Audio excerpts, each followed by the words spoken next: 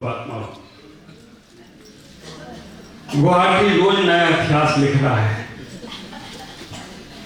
आप विचार करके रखना, जब से मैं गुवाहाटी में आया हूं कुछ नई सूचना होती है तो पहले पानी बरस जाता है। कुछ नया उत्सव होने वाला, क्योंकि पानी लेकर आया था। वो पानी जो तुम्हारे मार्ग को स्वच्छ करती है और गुरु की वाणी तुम्हारी आत्मा को स्वच्छ कर कर तुम्हें परमात्मा से मिलाने का प्रयास करती है। विचार करना, गुवाहाटी में आकर इतने इतिहास लिखे जा रहे। ये इतिहास अब ये गुवाहाटी नहीं रहा हो, इलाहाबाद संगम जगह हो गया हो तो कोई आश्चर्य की बात नहीं होगी। हाँ, आज के पहले कभी कोई मुनि आकर मिले एक दूसरे से महावीर भाई, लेकिन आपने एक काम करके दिखा दिया महावीर भाई ने कि यहाँ मुनि आकर मिल सकते हैं और एक दूसरे के साथ रह सकते हैं। नदियों का संगम होता है, नदियां मिलती हैं। विचार करना, उस स्थान को संगम कहते हैं। और आज गुवाहाटी के अंदर अरिजीत सागर जी महाराज आ गए हों और हम दोनों मिल गए हों तो कोई आश्चर्य। लोग विचार करते हैं कि महाराज मिलेंगे कि नहीं मिलेंगे। हाँ, क्या करूं, हमारा और इनका एक ही परिवार है। हम सब एक ही परिवार के लोग हैं। दिगंबर संत सब एक परिवार के हुआ करते हैं, और जो अपना इस परिवार में नहीं समझते वो ना मिलो। हम तो एक परिवार के हैं और मिलते रहेंगे और मिलते हैं। तो मैं हमेशा एक बात हमेशा कहता, समय शिखर में जब मैं था 125 साल, वहां पर भी मुझसे लोगों ने कहा महाराज को साधु मिलते नहीं। मैंने कहा प्रमुख सागर है, सबको मिला देते हैं, आप चिंता नहीं करना और सब मिलेंगे। और समय शिखर का इतिहास था 125 साधु एक मंच पर। आचार्य ने कहा, लोगों ने कहा प्रमाण सागर जी नहीं मिलेंगे, नहीं प्रमुख सागर हैं। और वास्तव में देखा जाए तो अब मुनि प्रमाण सागर भी अगर आए हों और हम लोग मिले हों तो कोई आश्चर्य की बात नहीं। सब एक साथ बैठे, एक बार नहीं, दो बार, तीन बार मिली। जब भी मिलते मिलाने वाला चाहिए। संत को संत से तोड़ने वाले बहुत सारे लोग होते हैं, लेकिन आज गुवाहाटी का नाम इतिहास में लिख गया कि संत को संत से मिलाने वाली समाज हो गई है। तो इस संत को संत से मिलाकर अपने जीवन के पुण्य को अर्जन कर लिया। और मैं हमेशा कहता हूं, जो संत यहां मिलते रहते हैं वो सिद्धालय में भी मिल जाएं तो कोई आश्चर्य की बात नहीं है, क्योंकि सिद्धालय में तो एक संत में, एक भगवंत में हजारों नहीं अनंत अनंत सिद्ध परमेश जी एक साथ मिलते हैं। हमने तो अर्जित कर लिया, हमने तो अर्जित कर लिया। अब तुमको अर्जित करना है, विसर्जित नहीं करना, अर्जित करना। हमने तो अर्जित कर लिया, अर्जित सागर को बुला लिया। अब आपको अपने मेहमानों को बुलाना है, अब आपको अपने मन को बुलाना है, अब आपको अपने जीवन को बुलाना है। ख्याल करके रखना, हमने तो अर्जित कर लिया, अर्जित सागर को बुला लिया, हमारा परिवार हो गया। और विचार करना, अब हम 5 हैं, 1 2 3 4 5, हम 5। ये आरका माता जी 5, उधर छुलिका माता जी 5, ये कम हो जाएगी। अब तुम 5 एक साथ हो जाना, और ये पंची एक साथ 5, पंचमी एक साथ, अध्यक्ष जी, मंत्री जी, सहयोगी और 3 महावीर, 2 और भी होंगे, वो भी अच्छा है। और हो रहे हैं अब पंच कल्याणक। ये विचार करना, हम 5, ये 5, वो 5, और अब हो रहे हैं भगवान के 5 कल्याणक। तेरे 5 हुए कल्याण एक बार तो। अब विचार करके रखना। और ये नलवाड़ी वालों से कहना चाहता हूँ, ये मंत्री जी हमारे, क्या नाम, विजय भाई, इनकी भक्ति हमें जरूरत है। नलवाड़ी वालों से कहना चाहता हूँ, आपने नल से पानी लिया, अब गुवाहाटी में सागर से पानी लेने आ जाना। तुमने नल की तरह सेवा करी है महाराज की, अब गुवाहाटी के समाज सागर की तरह को लेकर चलने का प्रयास करेगी। इतना ही विचार करना। नलवाड़ी समाज सबसे पहले अगर पूर्वोत्तर में शिखर पे भगवान विराजमान करना था, तो नलवाड़ी समाज में मुझे 3 हफ्ता से लेकर आकर शिखर पे भगवान विराजमान करे, और शिखर पे जैसे ही भगवान विराजमान हुए तुरंत में चातुर्मास का लाभ मिल गया और महाराज जी मिल गए। हमारे गुवाहाटी के शिखर पर 58 साल से भगवान नहीं थे। पता नहीं हमें भगवान ने इसलिए भेजा है, जो शिखर खाली है बाबा भगवान विराजमान करके आज नलवाड़ी में शिखर में भगवान विराजमान हुए। और जब से ये मंदिर बना शिखर खाली था, लेकिन हमारे महावीर भाई का सोच, मुझे तो लगता है मोदी जी का सोच और महावीर भाई का सोच अगर एक ही हो तो कोई आश्चर्य की बात नहीं। मोदी पूरे भारत को नहीं, पूरे विश्व को एक अध्यात्म गुरु बनाना चाहता है भारत को। इसलिए राम मंदिर के नाम पर पूरे अयोध्या को, राम मंदिर के नाम पर पूरी भारत को जोड़ दिया। और हमारे महावीर भाई पूरा सूर्य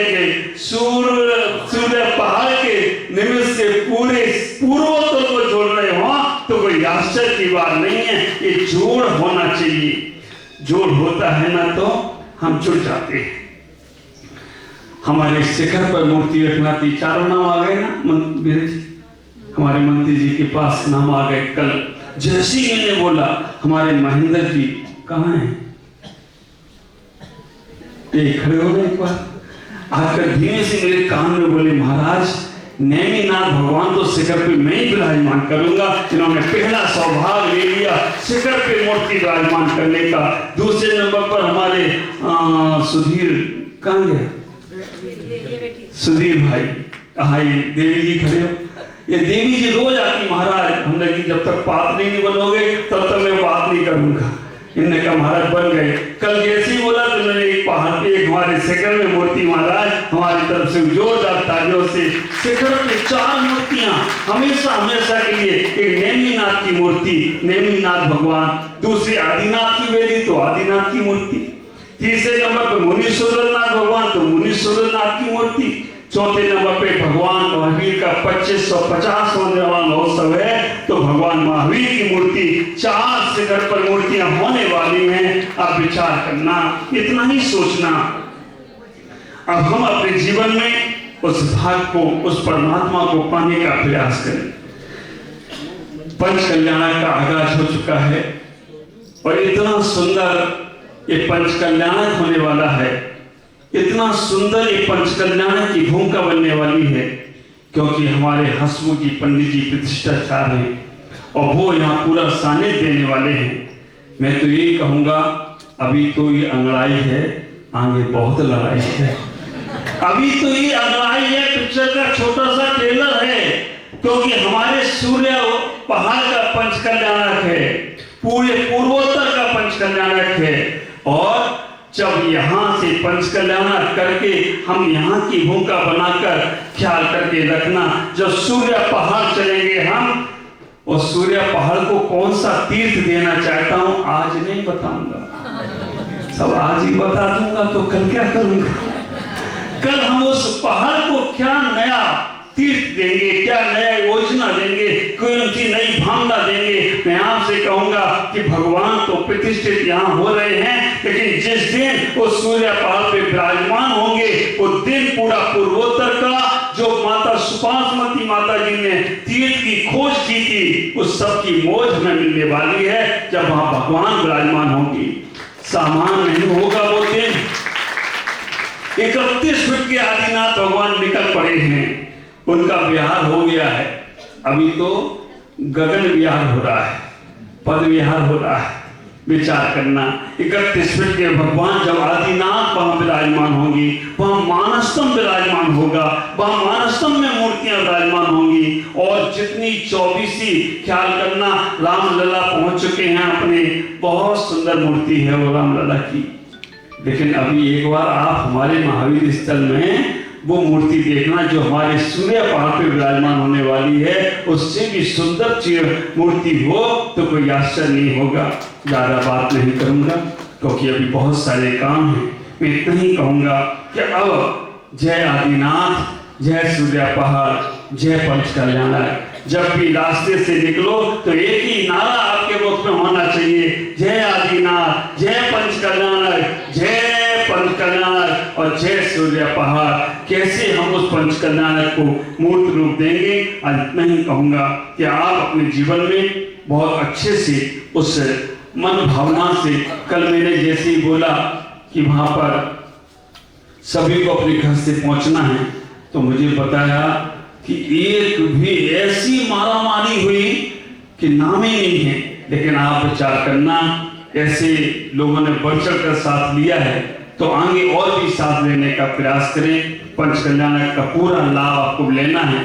कल सड़कों पर केवल केसरिया रंग दिखना चाहिए, केवल केसरिया रंग में सारी महिलाएं की होंगी, कलश होंगे और जो भी कुछ होगा कल सुबह जो भी कार्यक्रम हो, ख्याल करो वो पंडाल पवित्र हो गया है, पंडाल शुद्धिकरण भी हो गई है, सब कुछ अच्छा हो गया है। और बहुत से लोग बोलते महाराज जी आप तैयार हो गए पंचकल्याणक के लिए, हाँ क्या करके रखना। अच्छा तो अपने घर में शादी वादी कर लो और तुम फैशन करके आ जाओ, ब्यूटी पार्लर होके आ जाओ, तो हमें भी क्या ऐसे कैसा समझ रखा है। मैं इतना ही कहना चाहूंगा, भगवान का पंचकल्याणक के हम सब लोग पर चढ़कर उसमें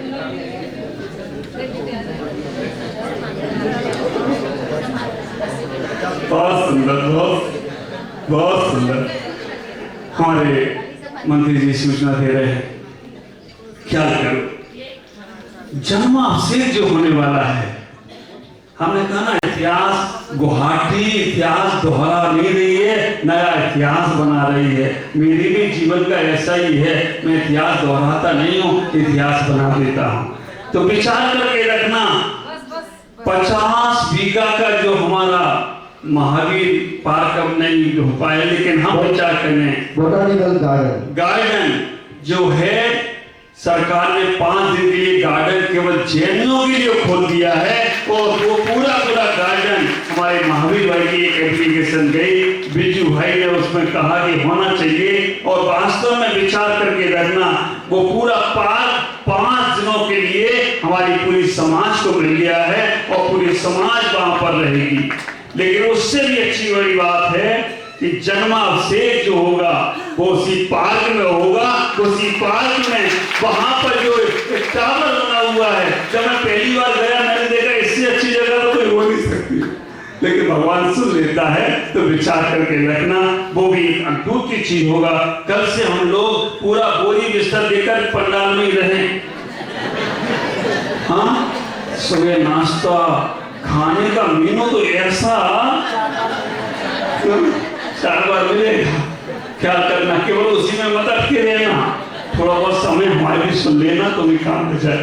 क्या चर्चा विशेष करेंगे, आज इतना ही। मैं सभी को बहुत मंगल आशीष देता हूँ।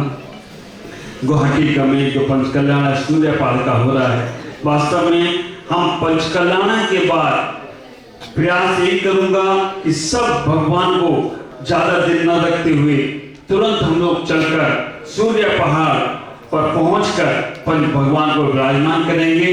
और कैसे करेंगे, अब एक छोटा ख्याल करके रखना, हाईवे पर चलने के बाद हमें अपने घर में आना हो तो सर्विस रोड पे जाना पड़ता है। सागर में नहाने के बाद सरोवर में नहाना पड़ता है ना। सरोवर में नहीं नहाना तो खुजली हो जाती है। इसलिए हम अपने जीवन में इस बड़ी पंचकल्याण के बाद उस पंचकल्याण जो सूर्य पहाड़ को होगा उसकी भी मन बनाकर रखना है, वहां पर भी हम सबको चलना है और वो भी लाभ लेने का प्रयास करेंगे। ओम नमः। अभी इस कार्यक्रम के महाराज भी 2 मिनट बोले, सुनिए। आचार्य श्री के साथ